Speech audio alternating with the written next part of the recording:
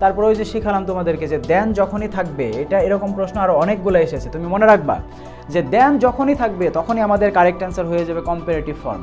তাহলে এখন ধরো যে ফানিয়েস্ট জীবনে হবে না ফানিয়েস্ট সুপারলেটিভ, আবার মোস্ট মানে সুপারলেটিভ এটাও বলতে, তাহলে অ্যান্সার হবে মোর ফানি না হলে ফানিয়ার। আরেকটা সুন্দর বিষয় তোমরা খুব ভালোভাবে মনে রাখবা, এরকম প্রবলেমগুলো অনেক জায়গায় এসেছে বা থাকে।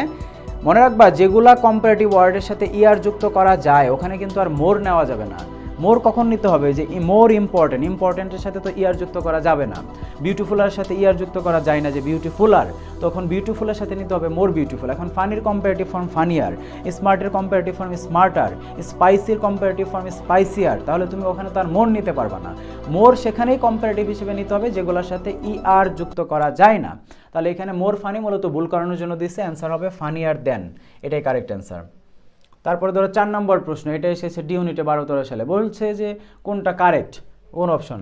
ইউর কারেজ, দেখো ওই যে সমজাতীয় জিনিসের তুলনা ওটা থেকে এসেছে। ইউর কারেজ বলতে বোঝাচ্ছে তোমার সাহস, ইজ অ্যাজ গ্রেট, যে ওই যে equal comparison, is as great, যে এমন গ্রেট অ্যাজ কার মতো, অ্যাজ এনি আদার পারসন। এখন এনি আদার পারসন কিন্তু একটা ব্যক্তিকে বোঝাচ্ছে। এখন যে কোনো একটা ব্যক্তির সাথে তোমার সাহসের তুলনা করলে তো হবে না, তোমার সাহসের তুলনা অবশ্যই আরেকটা ব্যক্তির সাহসের সাথে তুলনা করতে হবে।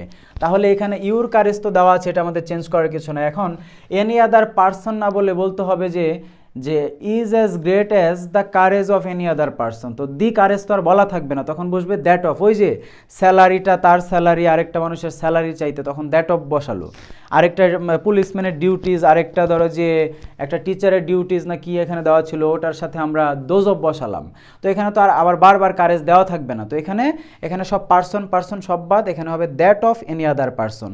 তো দ্যাট অফ বলতেই ওই the courage of any other person বোঝাচ্ছে। তার মানে এখানে ইউর কারেজ বলতে তোমার সাহস, তোমার সাহসের সাথে আরেকটা মানুষের তুলনা না করে মানুষের সাহসের তুলনা করতে হবে। তো ওখানে সাহসের পরিবর্তে দ্যাট অফ বসাতে হবে। এটাই হচ্ছে এই যে সমজাতীয় তুলনার যে ব্যাপারটা, ওটা থেকে এসেছে, যে তুলনা অবশ্যই সমজাতীয় জিনিসের মধ্যে হতে হবে। এরকম প্রশ্ন আরও আছে, দেখতে পাবো। চলো আমরা পরবর্তী প্রশ্নে যাই।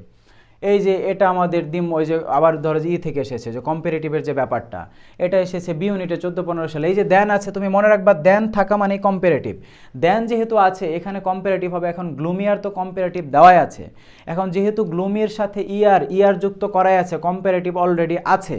এখন এর আগে তুমি মোর নিতে পারবা না, কারণ মোর তখনই নিতে হবে যেই সকল ওয়ার্ডের সাথে ইয়ার যুক্ত করা যায় না। এখন ধরো তাহলে এ নাম্বারে মোর আছে, বি নাম্বারে মোর আছে, দুটাই বাদ। এখন ভেরি হতে পারে, না হলে মাছ হতে পারে।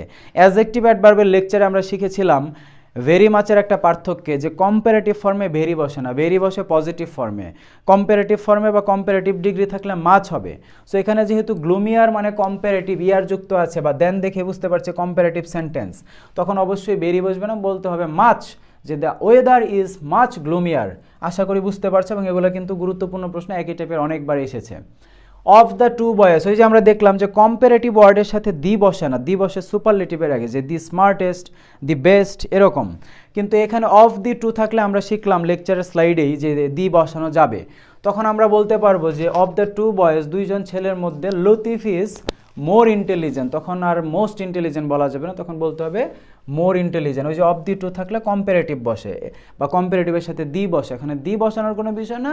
অফ দি টু যেহেতু দুইজন ছেলের মধ্যে বোঝাচ্ছে, তাহলে অবশ্যই আমাদের এখানে মোর ইন্টেলিজেন্ট, দুইজনের মধ্যে তুলনা বোঝাচ্ছে, যে লতিফ ইজ মোর ইন্টেলিজেন্ট।